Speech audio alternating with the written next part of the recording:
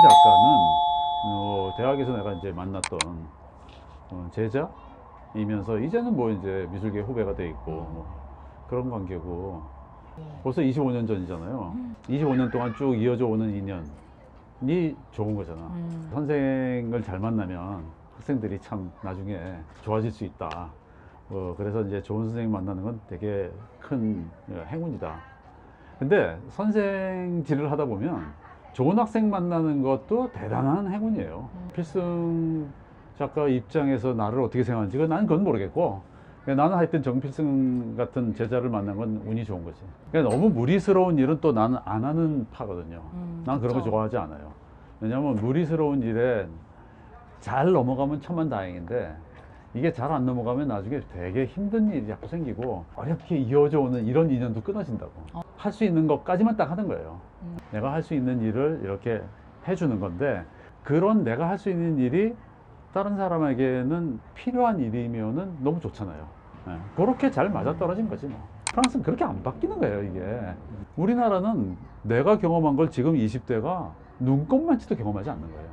나는 59년도생이에요. 그때 우리나라는 세계에서 거의 최빈국이었단 말이야.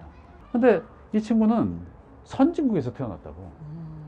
그러니까 어떻게 하다 보니까 그냥 우연히 국적이 같다 뿐이지 같은 나라가 아니야. 완전히 다른 곳에서 태어난 거예요.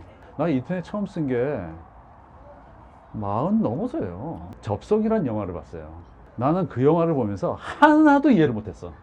프랑스엔 인터넷이 없었으니까 그때. 저게 뭐야 도대체, 무슨 공상과학 영화야 뭐야, 이런 기분으로 봤었다고요. 과연 내가 어디 가서 무슨 이야기를 할 때 내가 하는 말들이라는 것이 무슨 의미가 있을까.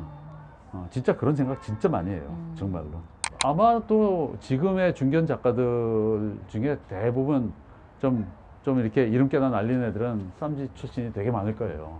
쌈지는 굉장히 중요한 역할을 그런 부분에선 했다고 생각은 해요. 쌈지 작가는 작가들이 뽑았어요.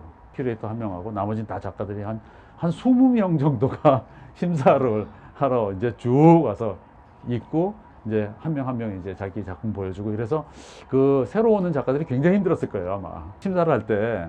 그 작가들이 있는데 앞에서도 대놓고 난 아닌데? 이런 애들이 막 있는 거야. 저거 아닌데. 거침없이 그냥 자기 의견을 막 말을 해버리는. 그래서 저런 개싸가지 속으로 뭐 이랬는데, 막상 또 개인으로 만나보면 너무 또 예의 바르고, 역시 보는 눈이 매우 다양하구나. 판단을 해야 되니까. 한 고민을 계속 했었던 게 있는데, 뭐 결국은 내 마음대로 하죠.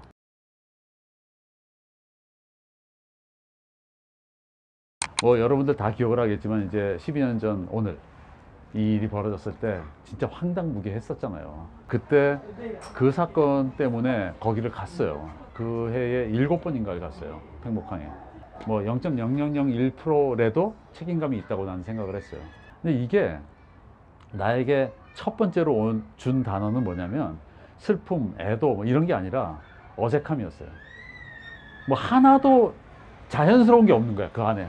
그냥 여기 떠내려와 있는 커다란 나뭇가지한테 도대체 이게 뭐냐, 이게 도대체 어떻게 된 거냐, 이러고 나 혼자서 이제 속으로 막 얘기를 하고 있는 거야, 걔랑.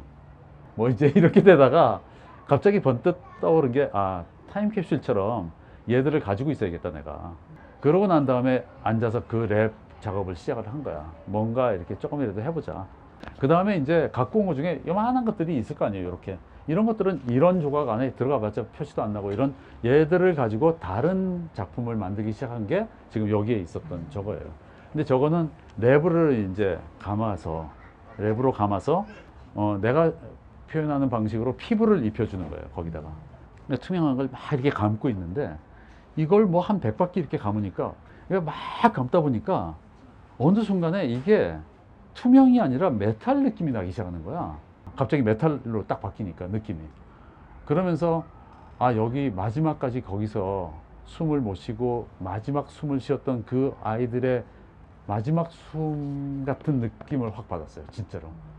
그래서 그 순간에 이거다, 나 이걸로 304개의 기념비를 만들어줘야겠다, 애들한테.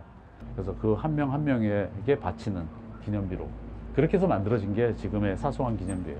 그래서 예술이라는 게 어떤 상황에 대해서 계속 딴지를 거는 역할을 굉장히 많이 하거든요. 어떤 고정되어 있는 무언가 있으면 가서 계속 시비 거는 게 예술의 역할인데, 근데 내가 알고 있는 낭만은 요즘 애들한테 느끼함이야.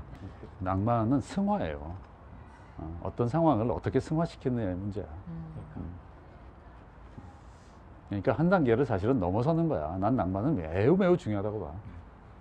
한 단계를 넘어서야 낭만이 나타나는 건데, 그걸 넘어서는 것을 손익계산서를 갖다 대는 것 같은 느낌이 들어, 나는.